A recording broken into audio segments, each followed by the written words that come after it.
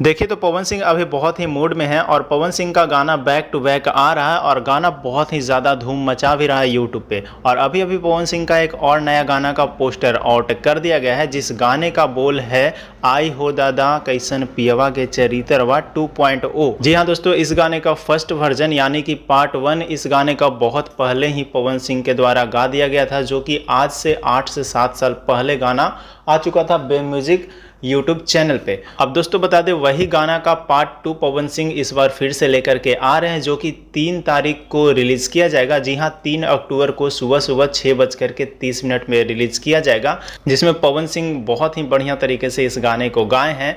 और साथ में दोस्तों बता दें, पवन सिंह के साथ में जो एक्ट्रेस दिखाई देगी वो एक्ट्रेस रानी है और इस गाने को लिखे हैं शुभम मिश्रा और इस गाने को म्यूजिक से सजाए हैं प्रियांशु सिंह। तो बहुत ही धमाकेदार गाना आने वाला है, तो मैंने सोचा आप सभी के बीच में वीडियो बना करके शेयर कर दूं। बाकी आपको अपडेट अच्छा लगा तो वीडियो को लाइक करके चैनल को सब्सक्राइब कर लेना और इस वीडियो को हो सके तो अपने दोस्तों के पास शेयर कर देना, ताकि पवन सिंह के तमाम फैंस के पास वीडियो पहुंच जाए। बाकी मिलते हैं हम किसी नए वीडियो के साथ में। धन्यवाद दोस्तों।